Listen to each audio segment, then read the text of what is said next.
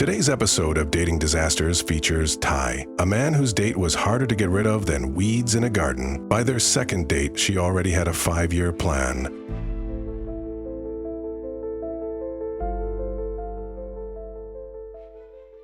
Hi, I'm Ty Ward. My scary date started 2 days after I had met someone while on the way to a party, or it was a club actually. It was a new club that had opened up, and I wanted to be there. Everybody was talking about it, and I met two young ladies that were in the neighborhood. And as I was getting into my car, one of them was very friendly, very complimentary, very inquisitive about me, where I was going, who I was going to meet up with. And of course, I was very, general and very funny. And the young lady was, by the way, extremely attractive, well engaged. There's something about her aura that was interesting to me at the time. Anyway, I went to the club, turned my phone off, of course, because I'm not going to hear anything anyway. So by the time I had gotten home, there were 18 messages on my phone, and 15 of them were from the young lady that I had just met. And she kept calling, and the odd thing is all of her messages were the same. Hey, I hope you're having a good time. Not too good a time, and I can't wait to talk to you again. Okay, and the next, all the other messages were exactly the same. It was kind of eerie to hear that over and over again. But anyway, when I got home, before I got home, rather, she had called again, and she was asking all these questions about the club, and did I have a great time? I did, and the club was fantastic. So she asked me, why don't I ask her out for a date? I said, okay. First of all, I love assertive women. I'm kind of shy.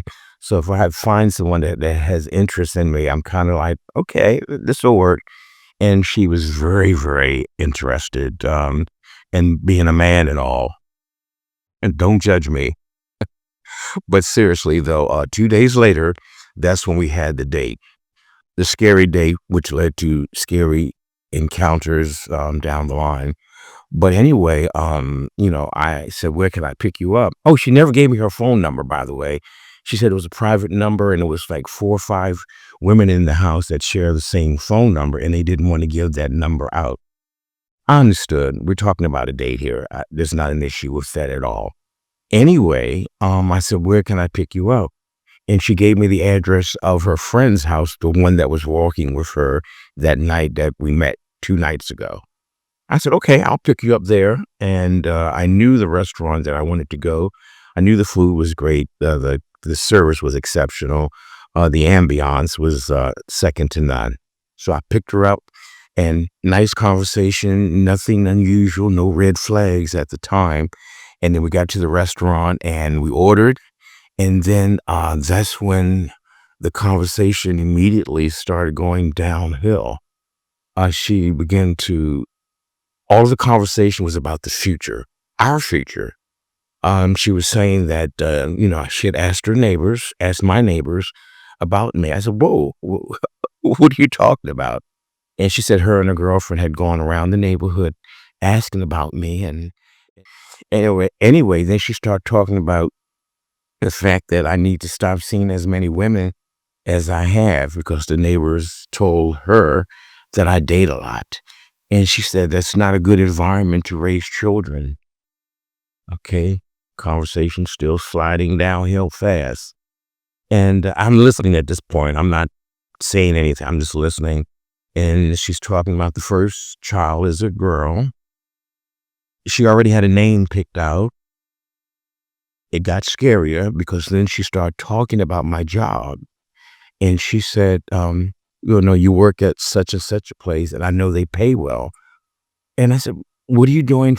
What is this about my job? Why are you doing all this? You don't know me. We just met. She said, oh, I know you. I've known you for all my life. And then it became sci-fi time, where she was talking about stuff that we had possibly done together in a previous life. And then it got to the point where I said, let's finish our dinner like this and order some dessert and drink some coffee, and let's call it a night. And inside I was seething. It's like, really, very intrusive that she was doing all this. Anyway, so I took her back after the dinner. Dinner was good. I took her back with intentions of never seeing this woman again. And like I said before, aside from the attractiveness and the aura and the conversation flowed so smoothly, this was not for me. This was not for me. Took her, dropped her off where I left her, and I was done. She wasn't done. She would call constantly. I would not answer. Of course, it was always from a private number or an unlisted number, whatever. And then she started coming to the house because she knew where I lived, because she saw me getting into my car and she saw where I was coming from. And she lived in the neighborhood. I know not where, but she would come to the house, especially when I wasn't there, when she didn't see the car, and she would start talking to my relatives. The house we lived in was like a family compound. We had cousins and uncles and families moving in and out. It was a very large house and with ample, land. And then she would come and she would just talk about our relationship and whatever, and I still ignored her. And the messages that she left became more caustic, became more troubled. And then she started talking to the neighbors. Then she told them that she was pregnant and that I was avoiding my responsibility as a father. And then she started calling my job over and over again. And I work in a situation at that time where we could not receive, outside calls. We have clients, and that's where our attentions, needed to be at all times. And it's got ugly. She's went on for weeks and weeks and weeks. And my folks had a garden right on the side of the house, and she would come past and she would cut our flowers and she would wrap them up in tape, and she would leave these notes like, my love, our child is on the way. You're going to be a good daddy, but you have to start now, and stuff like that. Keep in mind, I've only met this woman twice, and one of them was going to a club, and the second one was a dinner. That's it. And this went on for like months, and finally I had to take caustic measures, call, the police to find out what I could do. And they said, well, really, there's not too much you can do. She's calling you and everything. You could do, it gave me some options, and neither one of them worked. None of them worked. She just persisted to call and be, listen, we've all had scary dates, and hopefully it's that one date that we have to deal with. But in my case, as well as other people, if it doesn't feel right to you, there's a reason why. Talk to you soon. Ty almost learned the hard way that an unresearched date can turn into a living nightmare.